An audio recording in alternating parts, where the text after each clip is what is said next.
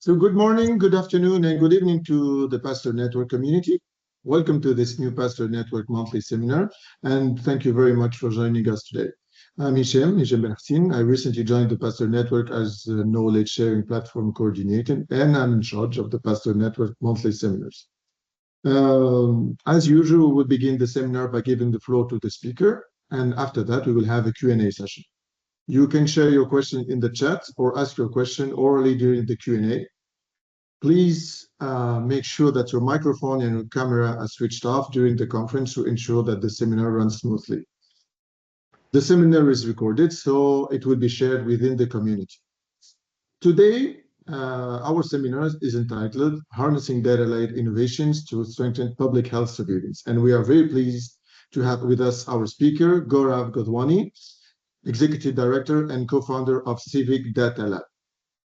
CivicDataLab is a research lab harnessing data, tech, design, and social science to strengthen access to information and enhance civic engagement in India and other countries. Gaurav works to leverage the open source movement to enable citizens to engage better in public reforms. And currently, he's focused to grow open data-led innovations in sectors like climate resilience, public finance, public procurement, law and justice, urban planning, and more. He has also been instrumental in steering data for public good initiatives in India like DataKind Bangalore, Open Budgets India, Justice Hub, and Open Contracting India. I will leave the floor now to our speaker, who will present us the diverse opportunities of partnership that we can build together with the members of the Pasteur Network. So, Gaurav, the floor is yours, and many thanks for being here with us. Thanks a lot, Hisham, for having me here. And it's great to see all of you. I had a pleasure to meet some of you during our last meeting in Senegal. And thanks to Pasteur Network for having me again to present some of our work in detail. I would just present my screen. Let me see if you can view it. Yeah, I think it should be visible now. So, yes. Thank you. I would give a very brief overview of what our organization does. You dive into some of the case study of how we can strengthen data ecosystem to enable more involved and more collaborative public health surveillance. We have some examples from India today, but these could be replicated in other geographies as well. We have done some replications in other Asian countries already for some of these. So we would discuss all of that. And then we would have interactive Q&A. So feel free to ask questions or discuss some of these case studies in detail with us. So looking forward to it. CivicDataLab, we are a research organization close to 6.5 years old now, with the goal to improve and strengthen data-driven governance. So how we do it is, number one, opening up data which is already being collected by government agencies, think tanks, researchers, etc., but mostly remain in silos, mostly not speaking to each other, mostly hard to analyze, hard to harness in terms of decision making. So how do we get all of those traditional as well as novel data sets out there in public? That's one of the major objectives. Second is, how do we find partners like yourselves to co-create and collaborate data use cases which would enable population at large, would help solve some of the socio-economic issues in our regions and derive timely insights. And once we have those insights, how do we publish all the data and insights in a user-friendly manner so that others can reuse, others can build on top of it? We are seeing one part of the picture, but some of these problems are complex like a big elephant, and we are just seeing a part of it. How do we enable others to also see different aspects of it and help us together see a big picture? That's where publishing data and insights in open access is critical. And lastly, building capacity of different stakeholders to have a data culture so that this whole loop can continue, so that there is a more data strategy in the organization to analyze existing data sets, collect and prepare new data sets in a way that it could be reused, reharnessed by the wider community. So that's the kind of a typical cycle we follow for most of our projects. As Hisham was mentioning, we work in primarily in these um, 6 areas of public finance, law and justice, open contracting, urban development, digital public goods, and climate action. And you would notice public health is not there, but public health actually cuts across all of those. Public health has issues related to public financing. How can we have more government spending going to the vulnerable communities where they need it? It has also issues related to tendering. We see a lot of public health related tenders not reaching the last mile where it's required the most. Of course, cities and public health is an emerging topic. We are seeing more and more disease burden on cities as rapid urbanization is happening. And climate and health, I think we discussed in our last in-person meeting that how the intersection is changing, how the intersection needs to be relooked from the lens of both climate and health, and how vector-borne diseases and other diseases are at a rapid increase with recent changes in climate action, and climate changes across geographies. So that's where the public health related work fits in. Today, we would dive into 3 specific case studies. Number one would be identifying public health financing gaps. This is a recent work which we did in the northeastern region of Assam. We would see how some of the gaps in maternal and child health related indicators were present in the geography, and how public funds, specifically tenders, were reaching to these geography, and where they were not. So how can we work with the government and other stakeholders to ensure more democratized public funding for some of the maternal and child health related issues in the region? Second one is monitoring vector-borne and neglected diseases. We would dive into a case study from the central India, where malaria, dengue, kala azar or black fever are quite prevalent. And we would see how we can monitor these diseases better, how programs could be designed to make right intervention so that the districts which require more attention get the right amount of resources in the right time.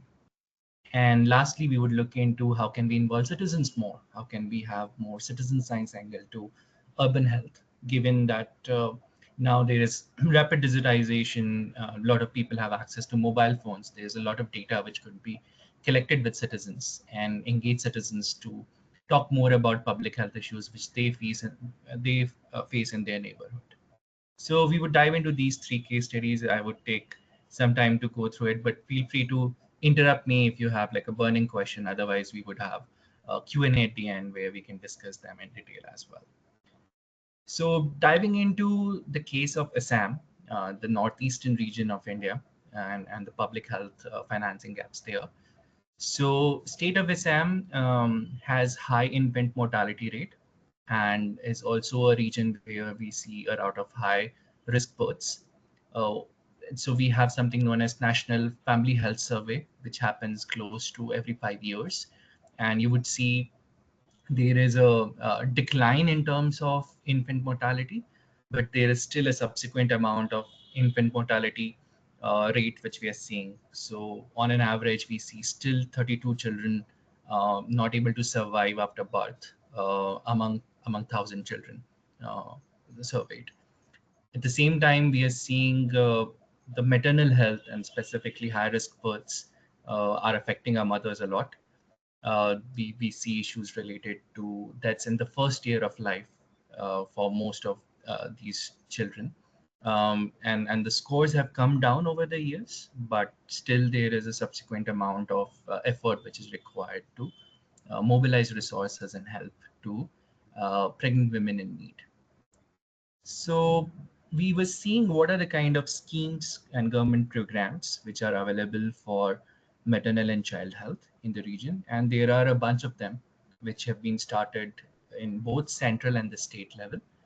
India follows a federal structure of democracy. So we have few programs run from the central level, and then there are few programs which the state has the opportunity to run based on the state needs.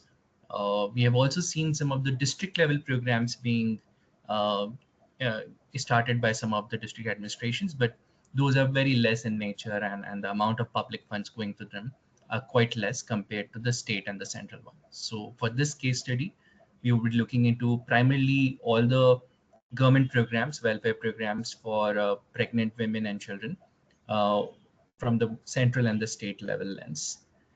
And when we were analyzing that among all these 13 plus schemes or welfare programs as we call, how much tenders is happening, we realized that most of it is concentrated in just 4 welfare programs. And these welfare programs are related to early intervention centers. So most of the public procurement or tenders were happening at the district level uh, for early intervention centers under a popular national scheme. Then we have a Lakshya program, which is to upgrade the labor rooms so that the labor rooms have the right equipments and um, right kind of medical services to give to pregnant women. Hospital transfers and delivery kits. There is a program for that so that hospital transfers are smooth and delivery kits reach at the right time.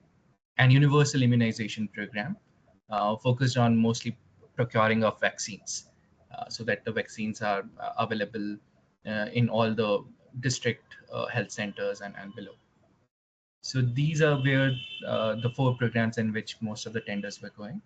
And you can see there were a lot of procurement which were made in year 2017 and 2019 here. And there is a bit of a decline in later years. Of course, we are now analyzing the new data which has been released. This data generally gets released on a yearly basis. So we would have more insights as we finish those analysis. In terms of geospatial distribution of infant mortality rate, you can see the lower Assam has more infant mortality rate compared to upper Assam. The districts in the red require more attention compared to districts in the blue.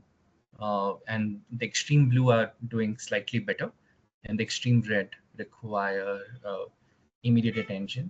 The disparity is pretty huge. So the average infant mortality rate in just these districts, you can see the good performing districts have 32, around 31, but if in the worst performing districts, it goes to 54 to 66, so almost double the rates we are seeing. Now, when we see the tender value or the tender distribution of all the public procurement contracts which were made under the 4 welfare schemes, welfare programs which we discussed, most of them again are going to the regions which are already doing better. There is a lot of attention required to the regions which are not doing better and require more assistance.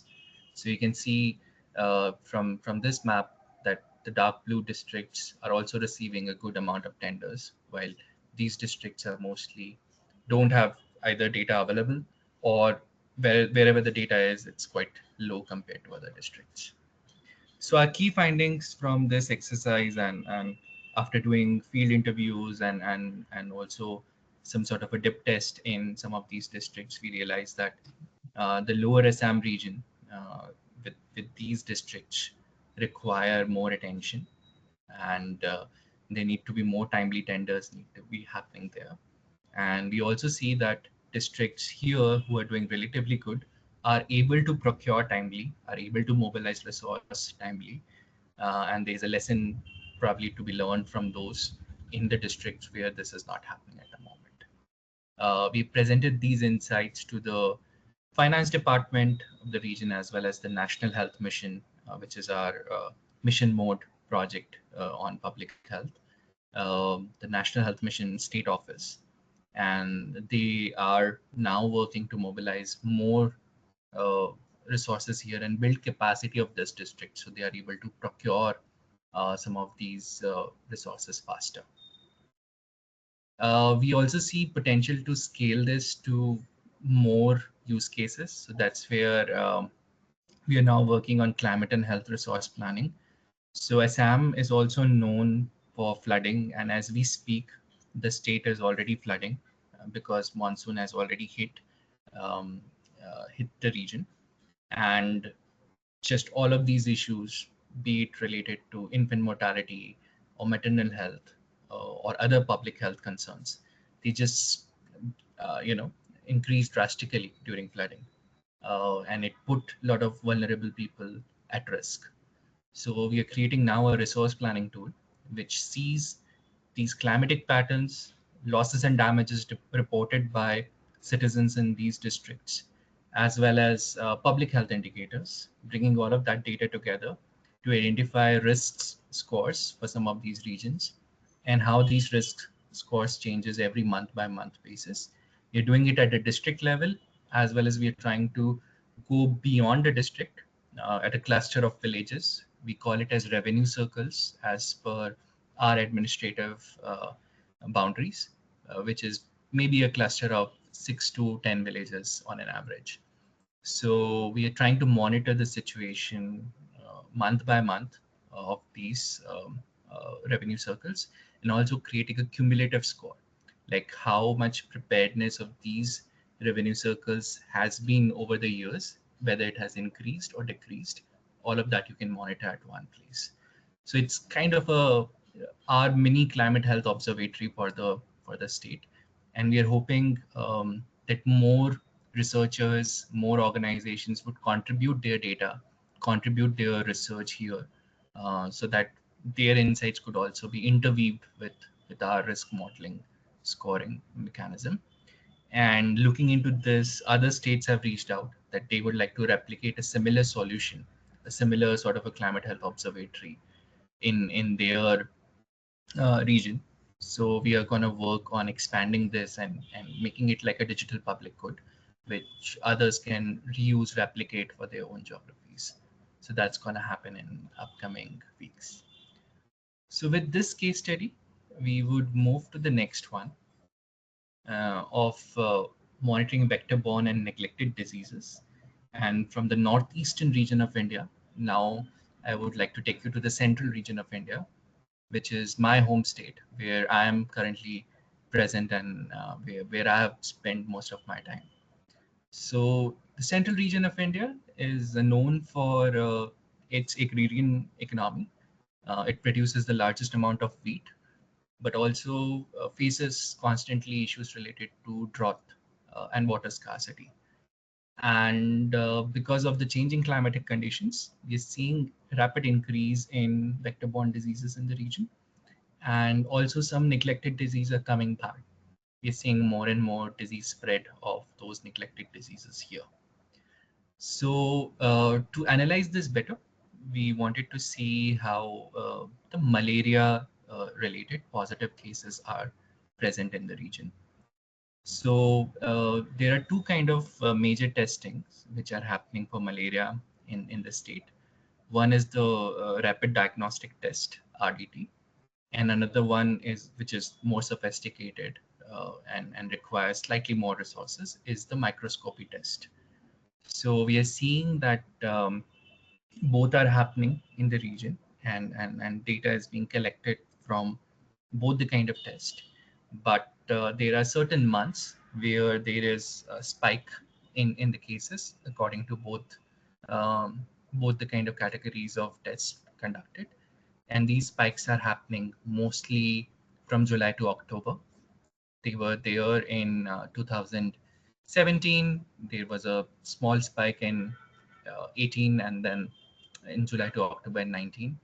There is provisional data which is being released for later years, but we are still validating it to be used in the analysis, which would be done in a couple of weeks. But we're seeing a constant spikes in the season of from July to October, and sometimes this goes on till November as well, depending on how worse the monsoon is and how's the preparedness of the state. You can also see how the rural and urban divide of the cases are. You can see the urban proportion has also increased in the seasons of from June to September and even till October. We would see the urban proportions are increasing at that space already as compared to what we are seeing in the rural area. And there are certain districts which get affected the most. So below is the district-wise contribution. You can see the districts have a disease burden of almost uh, 3 times more compared to others. So there are always few districts in the same state which get affected the most in certain season. So how do we ensure that they get the right support at the right time is the kind of problem in front of us, and how that we are able to procure vaccinations, rapid diagnostic tests, ensure access to research laboratories, access to public health hospitals is strengthened in these regions is where now the advocacy is, given the climatic patterns are changing and we are seeing more and more disease burden on districts which are already vulnerable. Another disease from the same sort of monitoring data. So this whole data is coming from Health MIS, which is a government MIS, which collates all the public health information at one place.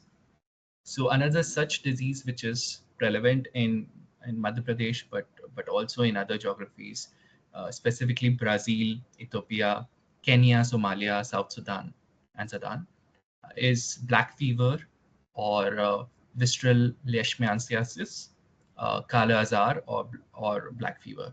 So these are 3 different names, and I'm sure there will be more colloquial names of this disease, which has high fatality involved, and it's just present in um, few regions in the world. So there is not enough public investment on ongoing research and vaccination is happening. As far as I understand, we still don't have success in terms of vaccine for this particular disease.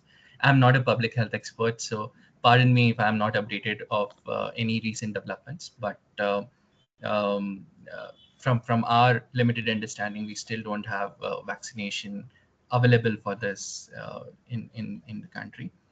And when we see the disease burden, again, from the same data set, there are spikes and mostly random spikes which happen. And certain districts have way more spread of this compared to others. And we have seen that across time scale. So we saw that in 2017, they were a spread of it from May to September.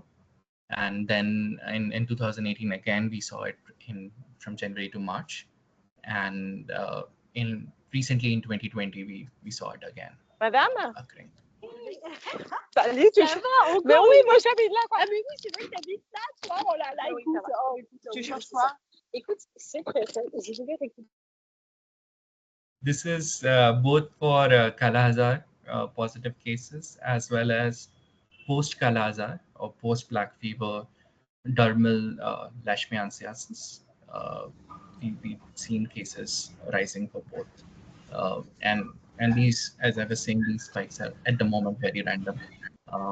It's hard to see from the disease surveillance database if there are any weather patterns associated to it. So more research is required on neglected disease like this, and this kind of data analysis help us advocate to the government agencies that we need to create more monitoring systems around this kind of disease, and also understand why certain districts are much more vulnerable compared to others. We have a third case study because we were talking about vector-borne diseases, and this is mostly from the government data or Health MIS, what we are able to see. How can we strengthen this data with citizen data or citizen science data? And that's where we have a case study in the western part of India. So from east to center, and now I'm taking you to the west part of India, from the Gujarat. A popular city is Ahmedabad, where we have seen citizens quite active in terms of reporting more urban health related issues.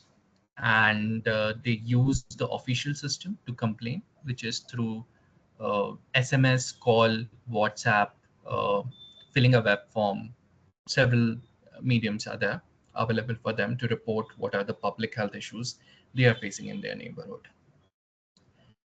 We have realized that although potholes and road related issues are major complaints which you hear from a city, a lot of complaints in Ahmedabad on the contrary are coming from drainage related issues and mismanagement of waste, which is causing a lot of disease spread in the region. And here are on the right hand side some of the citizens who are quite active in terms of reporting these complaints, have mobilized local groups to report complaints on a timely basis so that government can close these complaints, but also through these complaints try to see what is the neighborhood level insights, which is very granular in nature. Beyond the districts, beyond the cities, we are now able to understand how the neighborhoods are getting affected from the disease spread. So the third vector-borne disease I would like to discuss is dengue. In this city itself, in 2021, there were 3,000 cases, close to 3,000 cases reported. In 2022, close to 2,500. And in 2023, almost 2,000 cases were again reported. And as we were seeing from previous case studies, even in this one, there are certain neighborhoods, certain wards, which get affected way more compared to others. And these zones are closer to water bodies, have issues related to regular maintenance, have issues related to timely closing of public complaints related to uh, any kind of mosquito menace happening in the region. So what we did is work with the state and the city level councils to get this data structured, because these were coming from different sources. We had to work with them to ensure all of that is standardized, all of that is able to talk to each other. We tried to geocode also some of these complaints, because when citizens report these complaints, they might not very specifically explain which society they are calling from, which neighborhood they are calling from. So trying to change that system so that society and neighborhood level details are quite well captured, and very specific information could be collected from citizens. And also using modern techniques like social media, geocoding of complaints is much more easier. Of course, there are a bit of an outliers, but a majority of complaints could be geocoded. We realized that the major complaints were happening because there were lack of preventive measures taken by ward level engineers and public health authorities there.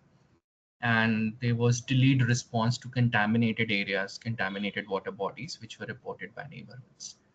So over a year, from approximately April 2023 till June 2024, we have seen 35, close to 36,000 complaints coming in. And on an average, just for this particular issue in terms of contaminated neighborhoods and lack of preventive measures for mosquito menace, they were close to 700 complaints per week. And as you can see, they all rise during July to September, which is the peak monsoon period in the region. But interestingly, we saw a spike of complaints in around February as well, early this year. And the wards which are complaining the most, here also we are seeing a bit of a gap, that there's almost double the number of complaints which are coming from one ward compared to other wards where things are there. So Navrangpura, which is a major crowded ward, crowded neighborhood in the region, has a large amount of complaints coming related to mosquito menace and lack of preventive measures, compared to Paldi, Vasna, and Jodhpur, Narayanpura. These 5 wards continue to remain mostly in news as well for the spread of the disease, not just dengue, but also malaria and other mosquito-related issues. With help of geocoding, we could also pinpoint on the map the neighborhoods which require attention. We were able to overlay all of this information over a map where you can see which societies require more attention, require more regular maintenance of water bodies, ensure there is more preventive care. So this is where the Navrangpura ward is, where we see maximum complaints. This is where Paldi is the second most ward, which was reported having a lot of complaints. And then this is another one. So you can see the hotspots which require more attention. And this is through all what citizens are reporting. We've used the same methodology and used social media to enable other geographies to report issues specifically related to the intersection of climate, urban health, and disasters. So if there is flooding, if there is issues related to air quality, if there are issues related to waterlogging, etc. People in Indonesia, Philippines, Panama can report this using these applications. These are also chatbots, so they are available on social media, popular social media tools like Twitter, Facebook, Instagram, WhatsApp, etc. And we are now helping a pilot in Pakistan as well for the same kind of tool. And there's a growing interest from other geographies like Vietnam, Hong Kong, Cambodia to replicate this in their areas as well. So yeah, that just to bring to closure all the case studies and explain how we can help. So CivicDataLab is determined to help the community of practitioners and researchers working on public health to do more evidence-based public health reforms in a more collaborative, open manner. How we do it, there's a three-pronged approach to it. We co-create data platforms where all of these data sets which we discussed are available to strengthen public health surveillance. We also develop data strategy for organizations so that whenever they are starting new projects or if they are renewing or reestablishing their existing research projects, what role data can play in it, both secondary data sets, novel and traditional, as well as new data sets which they would be creating. Ensure some of it, actually most of it, gets published in open access so that others can consume. Of course, in a more responsible and ethical manner, so that privacy of individuals is protected and we don't do any harm. So we work on creating this data strategy to ensure data is being used in the best manner possible in evidence-based research. And lastly, we conduct a lot of capacity building sessions for different stakeholders, government researchers, academia, non-profit, civil society organizations, on how they can use some of these modern open source tools and data analysis techniques, even data science modeling, to strengthen their capabilities and do more public health research. So these are the kind of three things which we offer. And that's our team and partners. It's from a recent event which we concluded in New Delhi. So I would pause here, see if you have any questions. We can go through interactive dashboards as well in case you want that. But I would hand it over to Hisham and check if he has any inputs.